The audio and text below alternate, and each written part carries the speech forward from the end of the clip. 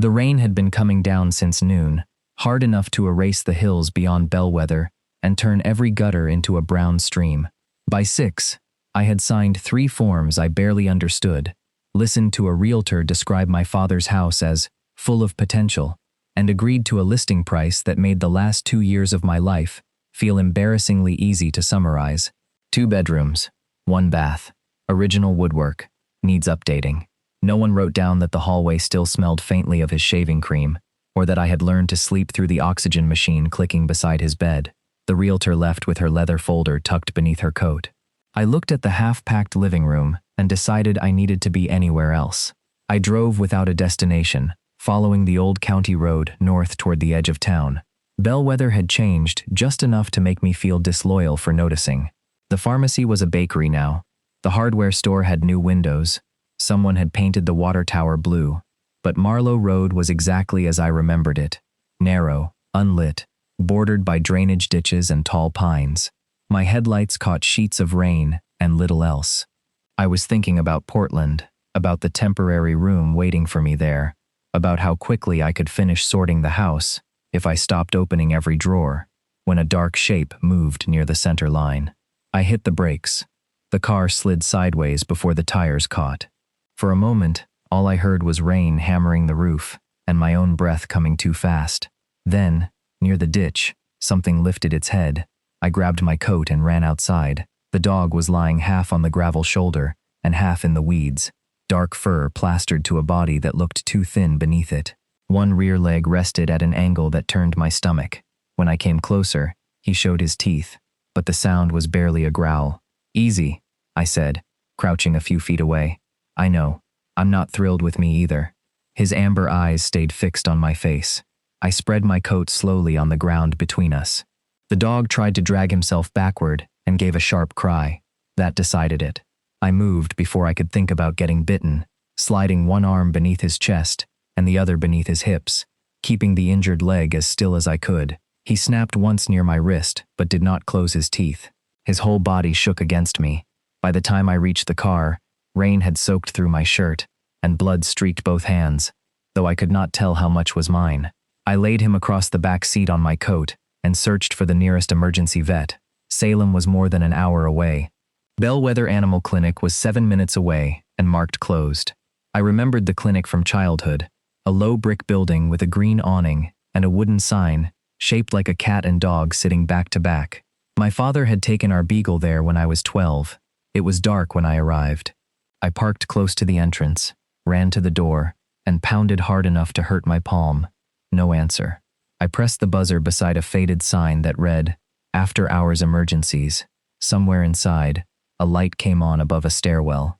A man appeared behind the glass, wearing navy scrubs and no shoes.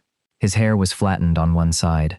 Then he saw the back seat of my car, and his expression changed before he unlocked the door. "Did you see what hit him?" he asked. No greeting, no irritation, just the question. No, I almost did. He stepped into the rain, opened the rear door, and looked at the dog without touching him. "How long ago?" 10 minutes, maybe 15. The dog growled weakly. The man glanced at me. His eyes were gray, or blue, or whatever color tired eyes became beneath fluorescent light. "He let you pick him up?" "Not exactly." "Good enough. Keep talking to him." He returned with a wheeled stretcher and a blanket. We moved the dog together. The moment my hands left his body, he struggled, so I bent close and kept speaking while the vet secured him. I told the dog the rain was terrible. I told him the clinic looked better than it had 20 years ago. I told him he had chosen a dramatic night to get rescued. The vet pushed the stretcher through swinging doors, then pointed toward a sink. "Wash your hands. There's antiseptic in the cabinet." "I'm fine." He looked at the blood dripping from my fingers. That was not a question. Under different circumstances, I might have disliked him immediately. Instead, I did what he said. Through the open treatment room door, I watched him work. He moved quickly without rushing, checking the dog's gums while adjusting a line of clear tubing. A name was stitched above his scrub pocket, Dr. Cross. He asked me to hold a mask near the dog's muzzle while he examined the injured leg. Up close, I noticed shadows beneath his eyes and a pale crease across his cheek, from whatever pillow I had dragged him away from. "Possible pelvic trauma," he said. "Definite fracture." He's dehydrated, and his temperature is low. Can you fix it? The question came out too quickly. Dr. Cross looked at me, not unkindly. I can stabilize him. After that, we find out what he needs. He cut away matted fur, checked for a chip, and found none. There was no collar either. When he asked what the dog's name was, I said he did not have one. The dog turned his head toward my voice. Call him something, Dr. Cross said. Why? Because I need you to keep him focused on you. I looked through the rain-streaked window toward the road sign beyond the parking lot. Marlowe, I said. His name is Marlowe. The dog's ears shifted, one torn at the tip. All right, Marlowe, Dr. Cross murmured. Let's make tonight less terrible. It was the first thing he said that sounded personal. He placed his hand briefly against the dog's neck, and the tightness in his face eased when Marlowe stopped trembling. The next half hour became a series of instructions. Hold this. Move there. Keep pressure here. When Marlowe whimpered, I talked. When Dr. Cross asked whether I felt lightheaded, I said no, even though the room had begun to tilt. He made me sit on a metal stool and wrapped gauze around 2 cuts across my palm. His fingers were warm and steady. You do this often? He asked. Pick up injured dogs in storms. Ignore your own bleeding, only when it seems efficient. One corner of his mouth moved. He finished the bandage. You're lucky he missed the tendon. He was having a worse night than I was. That is not usually how luck works. A phone rang in the office. Dr. Cross answered, then returned with a clipboard. I need authorization to treat him beyond basic stabilization. He held the form toward me. For now, from the person who brought him in. The estimate was more than I wanted to spend, and less than I could bear to refuse. I signed. The motion felt familiar. My name at the bottom of a page, agreeing to be responsible because no one else was there to do it. Dr. Cross must have seen something in my face. This doesn't make him yours, he said. It only lets me help him tonight. I tightened my grip on the pen. Good. He paused, then took the clipboard without asking why that word had come out so sharp. X-rays confirmed the fracture and showed internal bleeding that Dr. Cross believed he could control if he operated immediately. He explained the risks in plain language, never softening them, but never giving me more detail than I needed. I nodded through all of it. When he said the surgery might take 2 hours, I reached for my keys. I'll come back. Marlowe lifted his head from the blanket. The monitor beside him changed rhythm, the beeps coming faster. Dr. Cross watched the screen, then me. I stopped with my hand on the door. What? He adjusted the sensor, waited, and told me to step back toward the table. I did. Marlowe's breathing eased. Dr. Cross was silent for several seconds. Rain ran down the windows behind him, turning the parking lot lights into blurred gold streaks. He may not understand where he is, he said, but he recognizes your voice. Right now, you are the only thing in this room he has decided is safe. I looked at the dog, at the coat I had ruined beneath him, at the gauze around my hand. Every sensible part of me wanted to leave before one emergency became a promise. Dr. Cross rubbed a tired hand over his face. I can do the surgery, he said, but afterward, I'll need to monitor him closely, and he may wake frightened. He hesitated, as if the next words cost him more than the rest. Would you stay until morning? I stayed. Dr. Cross did not thank me. He only nodded once, as though gratitude would have made the decision feel larger than either of us wanted it to be. Then he rolled Marlowe toward the surgical room and told me to wait in the narrow hallway outside. The door swung shut between us. For the next 2 hours, I sat beneath a framed photograph of 3 golden retrievers wearing Christmas scarves and listened to rain strike the awning. I tried answering emails, reread the same sentence 11 times, then studied the clinic instead. Worn baseboards, handwritten thank you cards, a stack of invoices beside a dead plant. Sometime after midnight, the surgical room door opened. Dr. Cross stepped out, wearing a disposable cap and a darker set of scrubs. He pulled the mask from his face and leaned one shoulder against the wall before speaking. He made it through. I stood too quickly and had to catch myself on the chair. The bleeding is controlled, he continued. The fracture is stabilized for now. He'll need another procedure once the swelling goes down, but tonight he needs warmth, fluids, pain control, and observation. He said each item like a box he could check. Only his hands gave him away. They shook slightly while he removed his gloves.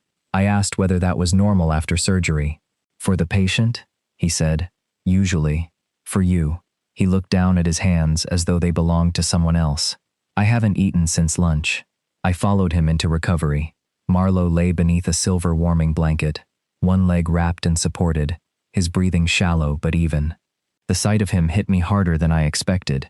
He looked smaller, unconscious, less like a stray I had found, and more like something that had trusted the wrong road. Dr. Cross adjusted the IV line and showed me the monitor. If this number rises, tell me. If his breathing changes, tell me. If he wakes suddenly, keep your hands away from his mouth. You make me sound useful. You are useful. I moved closer to the table and said Marlowe's name. One ear twitched beneath the blanket. Dr. Cross disappeared through a side door and returned carrying 2 paper cups. Steam curled from them. Coffee? I asked. Tea. I took a sip and nearly coughed. It tasted like someone had boiled a cinnamon stick in furniture polish. He watched my face. You don't have to drink it. I'm trying to decide whether this is medicinal. It was my mother's preferred overnight punishment. That was the first time he mentioned her. She founded the clinic, he added, closing the subject. I drank again anyway. It gets worse on the second sip. Most people add honey. Do you have honey? No. Then that information feels cruel. This time, he actually smiled. Brief and tired, but real. We settled into a rhythm. Every hour, he checked Marlowe's temperature, pulse, and bandages. Every hour, I spoke until the dog's breathing steadied. Between checks, Dr. Cross updated notes while I tried not to think about the last room, where I had watched numbers on a monitor all night. At 2:15, Marlowe stirred and made a weak sound. My body reacted before my mind did. I was beside him instantly, one hand hovering near his shoulder. Easy, I murmured. You're all right.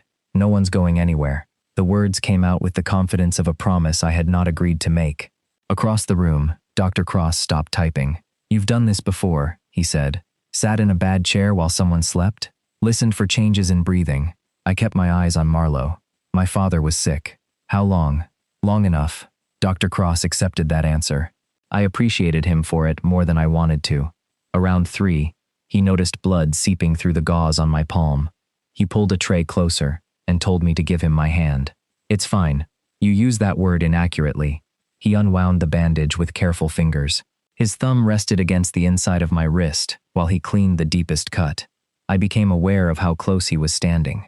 You should have gotten stitches, he said. I was busy. So was I. And somehow, I'm still capable of criticizing you. He applied fresh strips across the cut. Try not to reopen it. Should I avoid rescuing anything else tonight? That would be a reasonable start. At 3:47, Dr. Cross sat down beside the recovery table and closed his eyes. He claimed he was only resting them. Less than a minute later, his chin dropped toward his chest. Sleep changed his face. The guarded lines disappeared. He looked younger, though not rested. A folded clinic blanket sat on a shelf behind me. I placed it over his shoulders as quietly as I could. I removed it, reconsidered, and put it back. Marlowe opened one amber eye during this ridiculous process. Don't judge me, I whispered. You got carried in wearing my coat. Dr. Cross woke 10 minutes later without moving. You can stop pretending you didn't cover me. I considered uncovering you before you noticed. I noticed the first time. You were asleep. I was attempting to be. He pulled the blanket closer around himself. Thank you. It was the first time he had said it. The word felt more intimate than it should have. Just before 5, Marlowe woke fully enough to become frightened. He tried to lift his head, discovered the restraint around his leg, and began panting. Dr. Cross moved to one side while I took the other. He spoke in a low voice while checking the restraints. I kept repeating Marlowe's name. Gradually, the panic softened. Marlowe's gaze moved between us, then settled. One of his front paws slid across the blanket until it touched the back of my hand.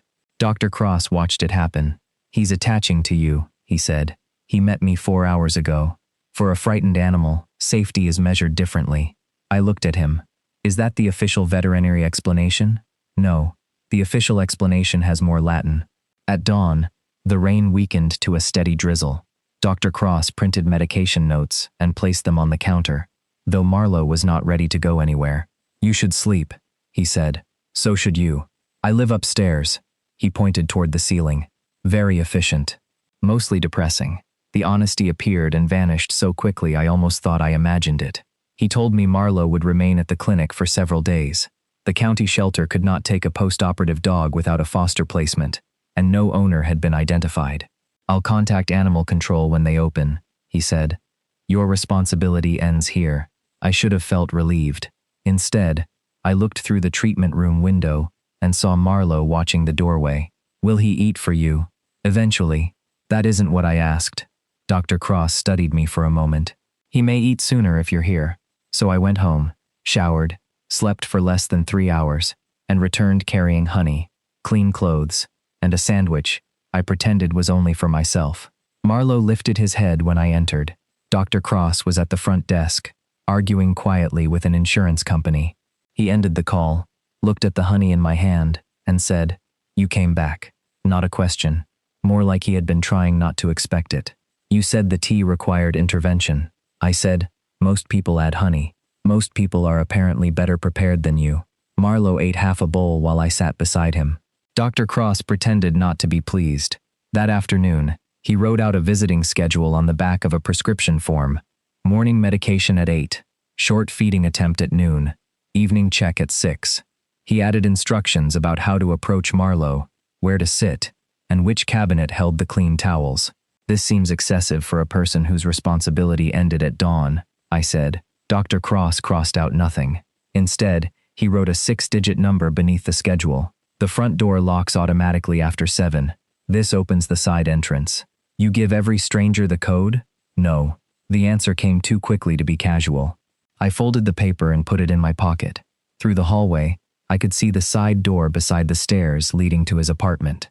It was not the entrance clients used. It was the door people passed through after the clinic was closed, and the public version of Dr. Nathaniel Cross had gone upstairs.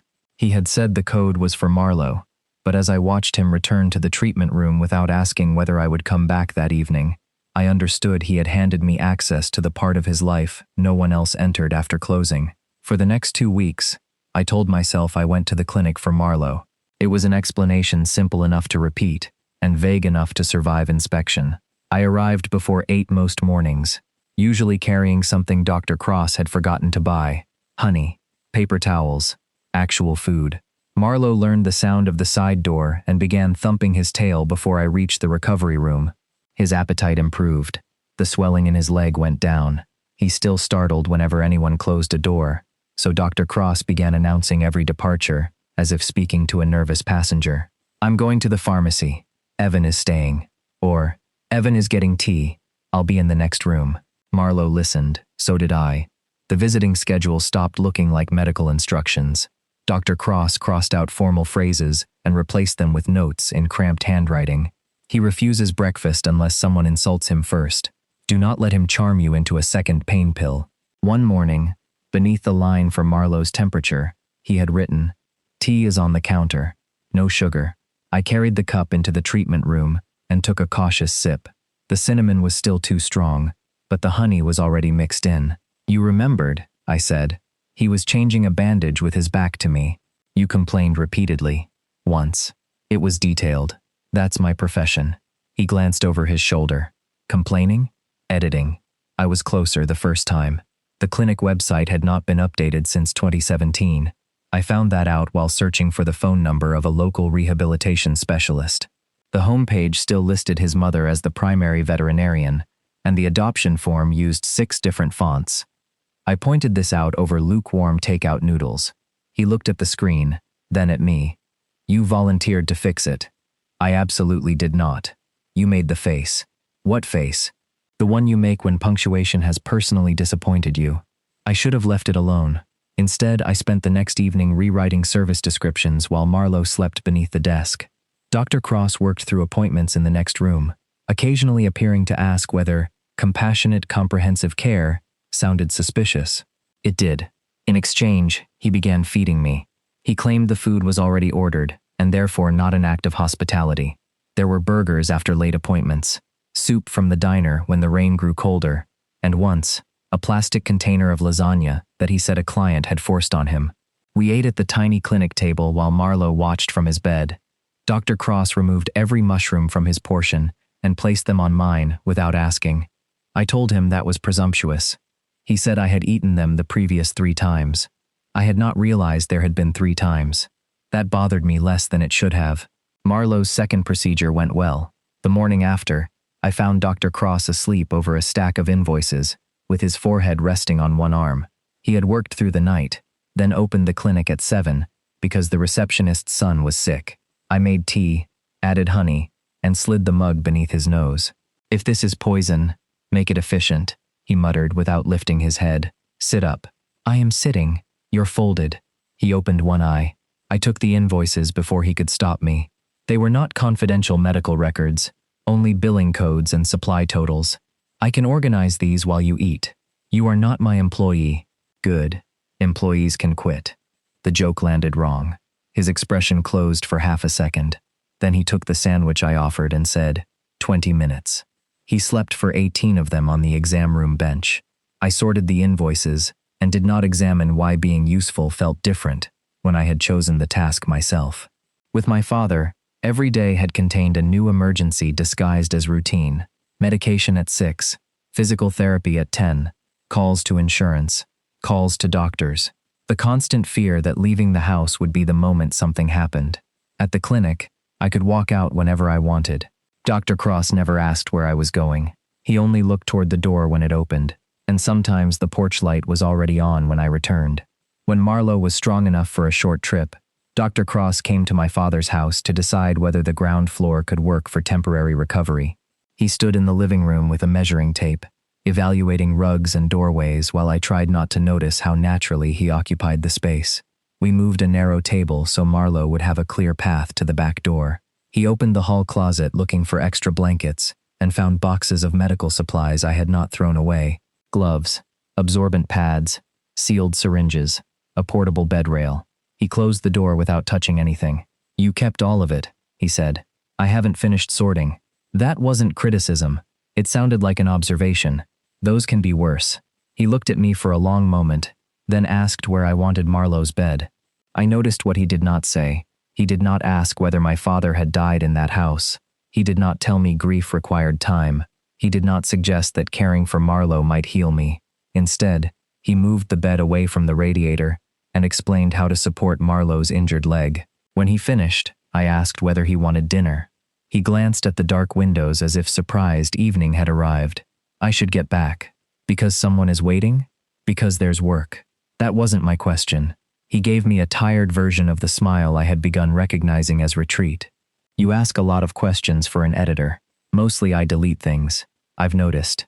3 days later, Leo Gardner arrived at the clinic wearing a rain jacket the color of traffic cones and carrying a bag of training treats. He was broad, cheerful, and impossible not to notice. Dr. Cross introduced him as the best dog trainer within 50 miles.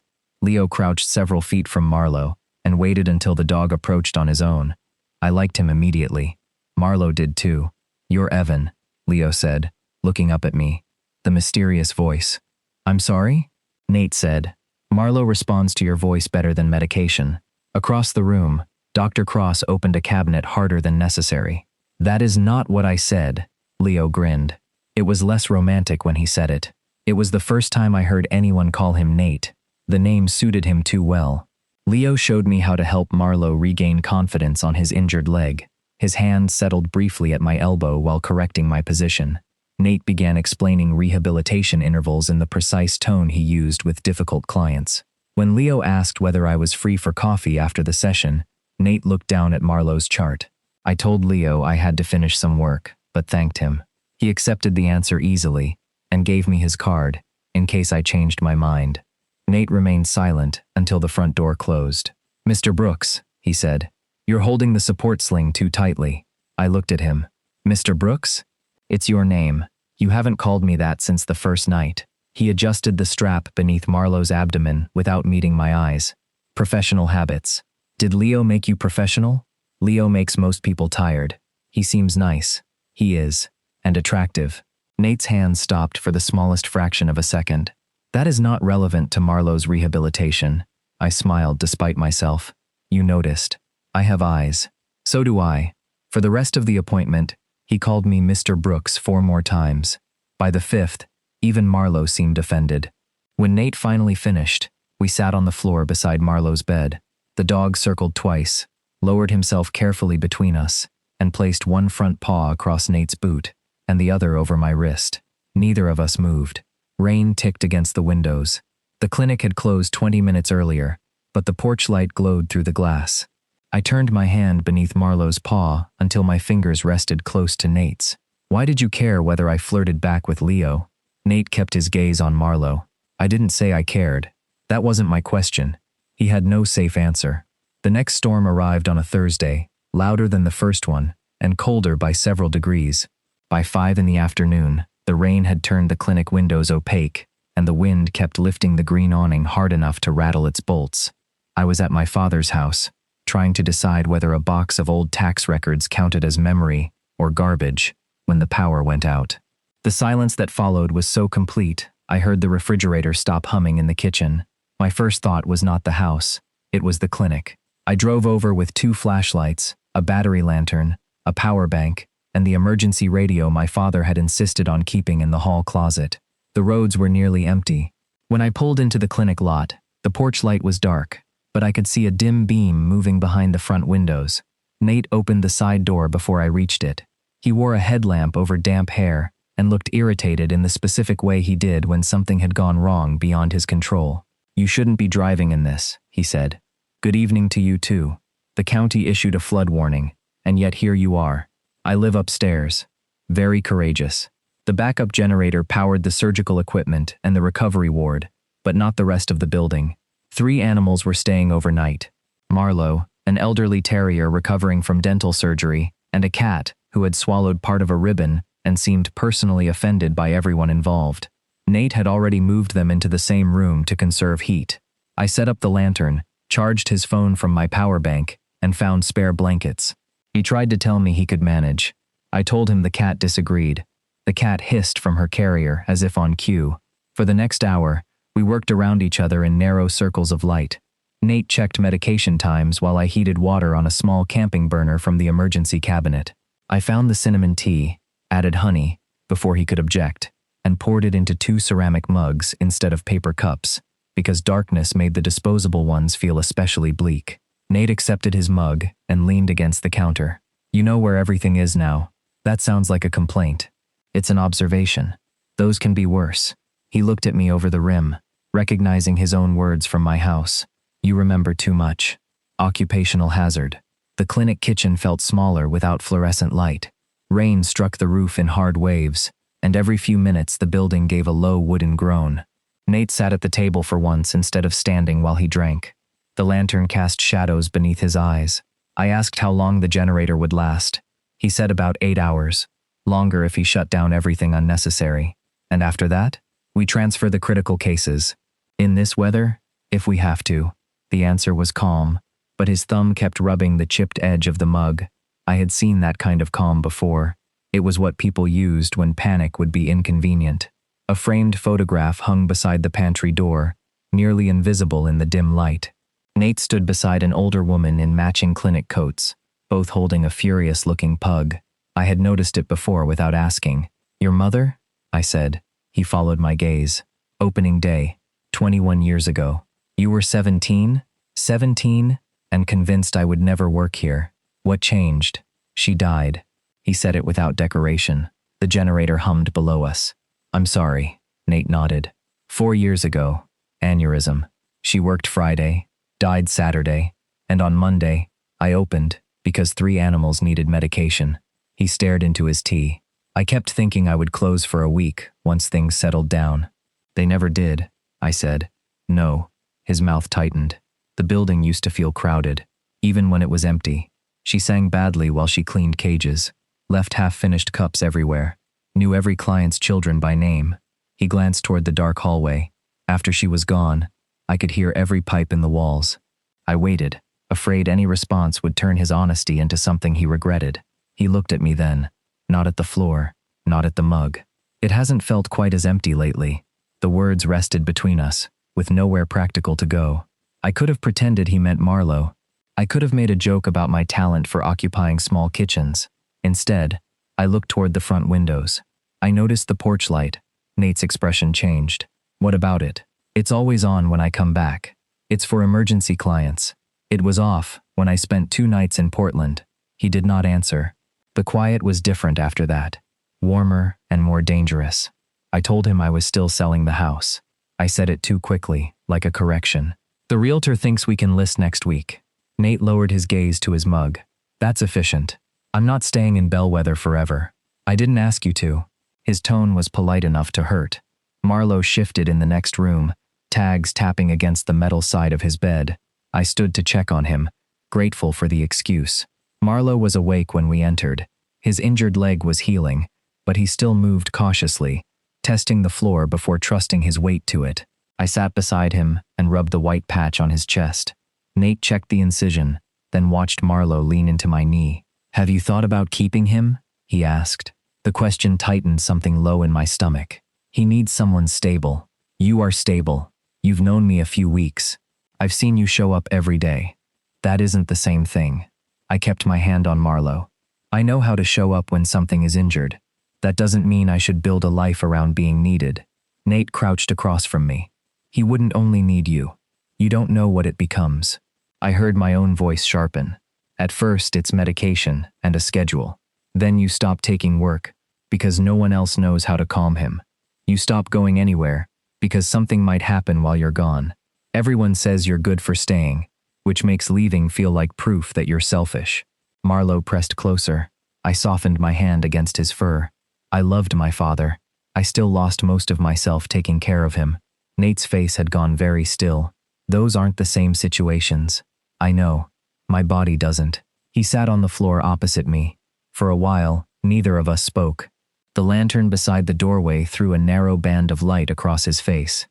Marlowe isn't the only one who… Nate stopped. I looked at him. Who what? His eyes lifted to mine. Nothing.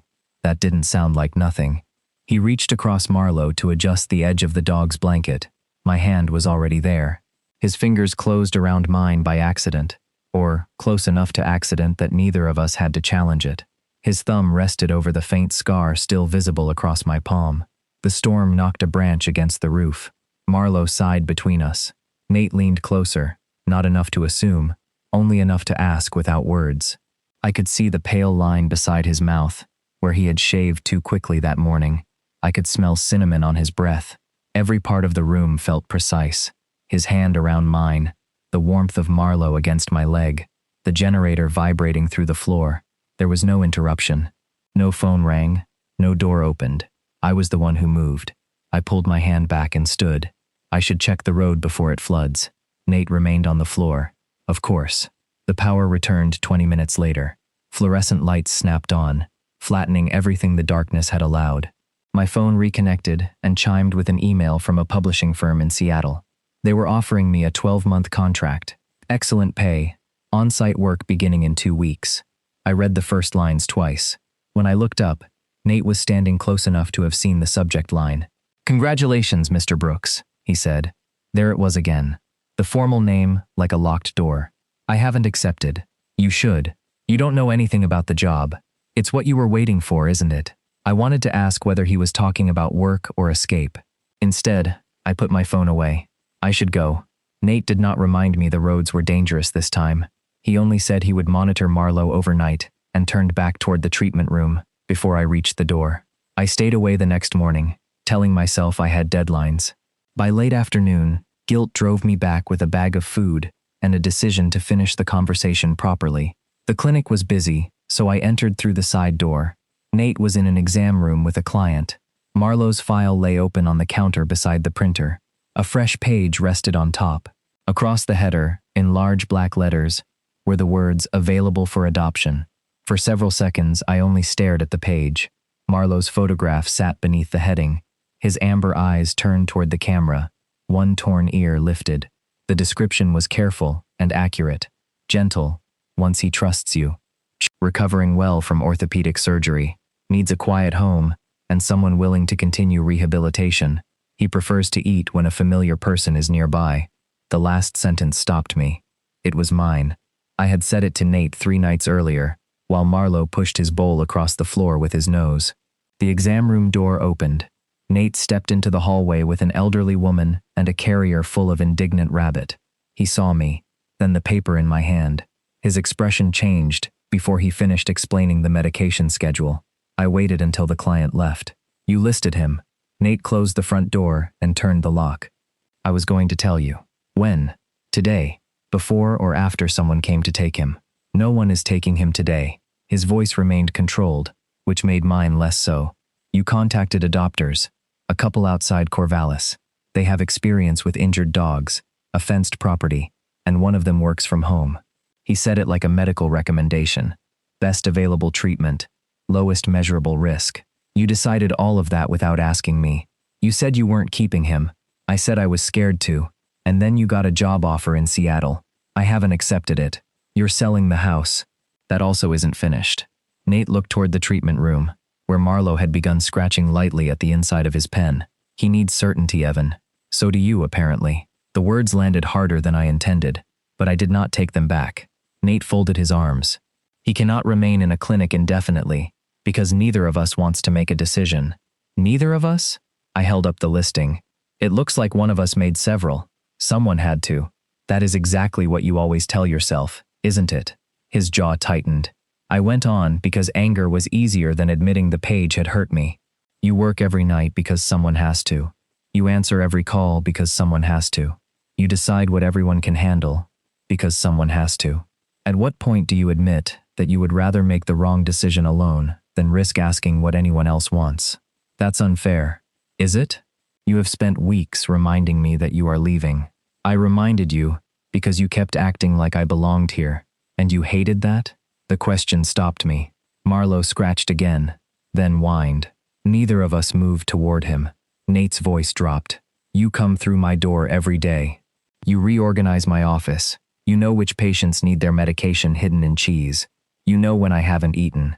You sleep on the floor beside that dog, then tell me not to expect you tomorrow. What am I supposed to do with that? Ask me. I did. I asked whether you would keep him. You asked about Marlowe. Because every time I ask about you, you turn it into logistics. I laughed once, without humor. That is rich coming from the man who turned an adoption into a preemptive breakup.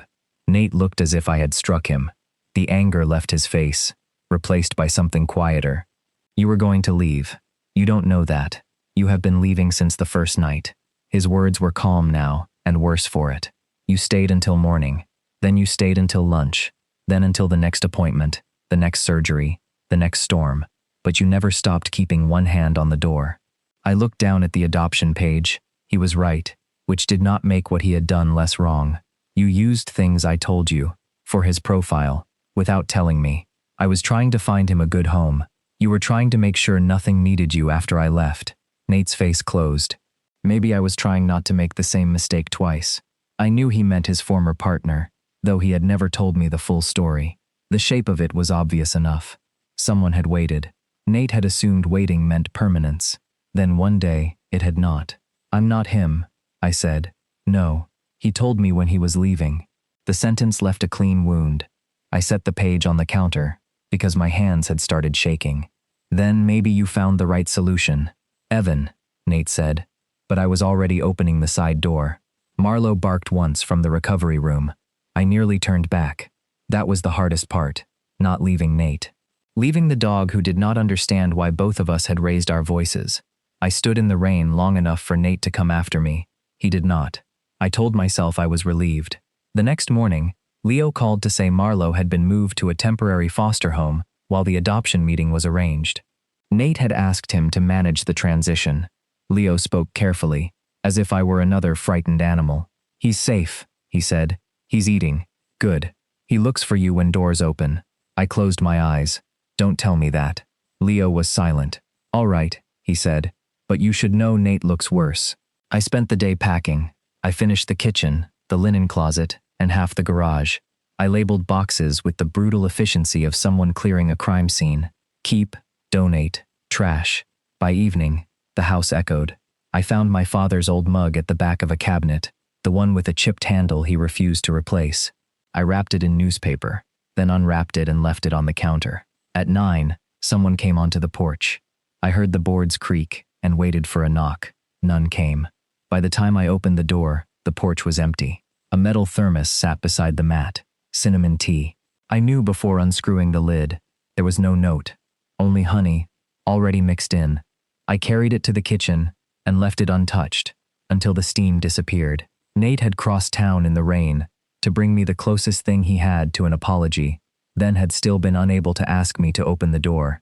The realtor arrived the next afternoon with the final sale documents. She spread them across the dining table and pointed to highlighted lines while I watched rain slide down the glass. Closing date, inspection window, transfer of possession. Every page offered an ending with a signature beneath it. "You're lucky," she said. "The buyers are flexible, but they'd like an answer today." I picked up the pen. For 2 years, I had dreamed about leaving this house. I had imagined the relief of handing someone else the keys and driving north without checking the rearview mirror. But sitting there, I understood that I had confused escape with choice. So many times they had become the same word in my head. My father had needed me. That was true. I had loved him. Also true. I had lost pieces of myself while caring for him. But leaving Bellweather would not return them. Seattle would not return them. No city could give back a version of me that had never been allowed to change. I put down the pen. "I need a week," I said. The realtor blinked. "The buyers may walk. I understand." After she left, I called the publishing firm. I asked whether the contract could be remote, with 2 days a month on site. The director hesitated, then said the previous editor had worked remotely from Boise. By the end of the call, I had a revised offer and no excuse left to pretend the decision belonged to anyone else. Leo answered on the second ring. The adoption meeting was scheduled for 6 at the clinic. "They're good people," he warned. "I know." "Then why are you calling?" I looked at the half-empty room, at my father's mug on the counter, at the cold thermos beside it. Because good people aren't always the right people. I printed the adoption application from the clinic website I had rewritten. I completed every section: work schedule, veterinary references, rehabilitation plan, emergency contact. Under reason for adoption, I wrote, "Because he already knows where home is, and I am finally willing to know it too." The clinic parking lot was dark when I arrived. No porch light. Nate had turned it off, or forgotten it, or finally stopped expecting me. I stood beneath the awning, with the application in one hand and the thermos in the other. Then I reached beside the door, found the old switch Nate had once shown me, and turned the porch light on myself. The light threw a pale circle across the wet steps. For a moment, I stood beneath it and listened to rain tick against the awning. Then I opened the front door. The clinic was quiet, except for the hum of the refrigerator and the soft scrape of nails from the recovery room. Nate stood behind the counter with Marlowe's file open in front of him. He looked up when the bell above the door moved. His face gave away nothing at first. Then he saw the thermos in one hand and the completed application in the other. "You're early," he said. "For the adoption meeting?" His eyes dropped to the paper. "Evan, I need you to read this before anyone arrives." Nate did not reach for it. "The couple is qualified. I know. They have space, experience, and a rehabilitation plan. So do I." That made him look at me again. I placed the application on the counter and slid it across. Every section was filled in. I had attached a copy of the revised work contract, the rehabilitation schedule Leo sent me, and a photograph of the ground floor room at the house with Marlowe's bed beside the radiator. Nate read the first page in silence. His thumb stopped over the line where I had written that I was postponing the sale. "You changed your mind about the house." "I changed my mind about why I was selling it." He looked toward the dark hallway. "That isn't the same as wanting the dog." "No." I took a breath. "Wanting Marlowe is the easy part. I have wanted him since the first night. I was afraid that wanting him meant agreeing to disappear into someone else's needs again." Nate's mouth tightened. "I never asked you to do that." "I know. That took me longer to understand than it should have." Marlowe barked from the next room. One sharp sound followed by an impatient whine. My body turned toward him automatically. Nate noticed. "He heard your voice," he said. "I came for him." The words hurt him. "I saw it before I continued, and I came for you. But not because either of you can't survive without me." The clinic door remained closed behind me. For once, I did not feel the need to know how quickly I could reach it. "I accepted the Seattle contract," I said. "Remote, except for 2 days a month. I'm keeping my work. I'm keeping the house for now. I'm applying to adopt Marlowe because I can care for him without giving up the rest of my life." Nate read the final page. His eyes settled on the sentence I had written beneath the reason for adoption. I had included the cost of follow-up surgery, the ramps I planned to install, and the name of the neighbor who had agreed to help on my Seattle days. This was not another emergency decision made in the rain. "The meeting is in 20 minutes, he said. "Then call them. Tell them the situation changed. Apologize. Pay any travel costs if they're already on the road. Do it properly." He nodded once. "I will." Nate went into his office and made the call. I heard only his side of it. A clear explanation, an apology without excuses, an offer to reimburse their expenses, a promise to contact them when another suitable dog needed a home. When he returned, he closed the office door behind him. "They were disappointed," he said, "but they understood." "I'm sorry. So am I." He came around the counter but stopped several feet away. The distance felt deliberate. "I should have asked you," he said. "Not about the job, not about the house, about what you wanted." "Yes." I told myself I was protecting Marlowe. That part was true. He swallowed. "But I was also protecting myself. I thought if I arranged everything before you left, then I wouldn't have to stand here and ask you to stay. You still don't." His eyes sharpened with pain. "I mean, I am not staying because you need me to," I said. "That can't be the reason." Nate looked down at his hands. "I know. No, I don't think you do. You keep making yourself useful so no one has to choose you without a reason. The clinic, the emergencies, the tea outside my door." It was an apology.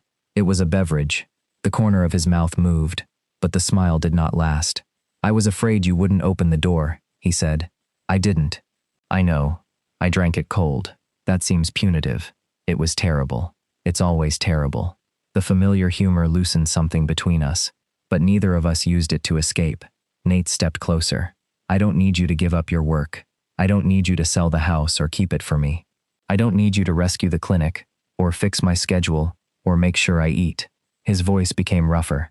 "I am asking whether there is a life here you might want for yourself." Marlowe scratched at the recovery room door. I looked past Nate toward the sound. "Then stop looking for another home for Marlowe." Nate waited. "He already found one," I said. "I think I did too." Neither of us moved. Nate's eyes closed briefly, as if relief hurt. When he opened them, he was close enough that I could see the faint exhaustion beneath them, but he did not close the last space. "Can I kiss you?" he asked. "Yes." His hand came to the side of my face slowly, giving me time to change my mind. The kiss was warm and restrained, almost careful enough to make me laugh, until I caught the front of his shirt and pulled him closer. He exhaled against my mouth like someone finally setting down something heavy. Marlowe barked again. Nate drew back just enough to look at me. He has terrible timing. He learned it here. We found Marlowe standing inside his pen, weight balanced cautiously across 3 legs and part of the 4th. The moment the door opened, his tail struck the wall. I knelt, and he pressed his head beneath my hand. Nate crouched beside us. "You know this is not final until I review the home inspection," he said. "You inspected the house yourself. That was informal. You moved his bed. Potential conflict of interest." Marlowe stretched one front paw over my shoe, then placed the other on Nate's boot. The same position as before, only this time, neither of us pretended not to understand it. Nate went through the adoption paperwork, correcting a date and adding Marlowe's next X-ray. I signed where he indicated. When he handed me the clinic's copy, our fingers touched over the page. "This makes him yours," he said. I looked at Marlowe between us. "Ours. If you stop pretending you're only his veterinarian." Nate glanced down. "That would be an ethical complication." You kissed the applicant. After reviewing the application. Very professional. This time, his smile stayed. 3 months later, Marlowe still limped when he was tired, and still objected to closed doors. He learned that I left for Seattle twice a month, and always returned.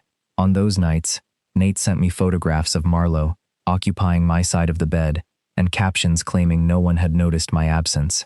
I kept the house. Not as a memorial to my father, and not because I was afraid to sell it, but because I began changing it. The medical supplies disappeared from the hall closet. The living room walls became a warmer color. Marlowe's bed remained beside the radiator, though he rarely used it when a couch was available. Nate hired another veterinary technician and stopped accepting every overnight emergency himself. He complained about the expense for 2 weeks, then slept through an entire Sunday morning and never mentioned it again. We did not rush into living together. Some nights I stayed above the clinic. Some nights Nate stayed at the house. Every Sunday, we made breakfast without clinic paperwork on the table. The rule lasted most weeks. When Nate slipped back into deciding things alone, I made him ask. When I began treating an open door like an escape route, he reminded me that leaving and returning could belong to the same life. The cinnamon tea survived.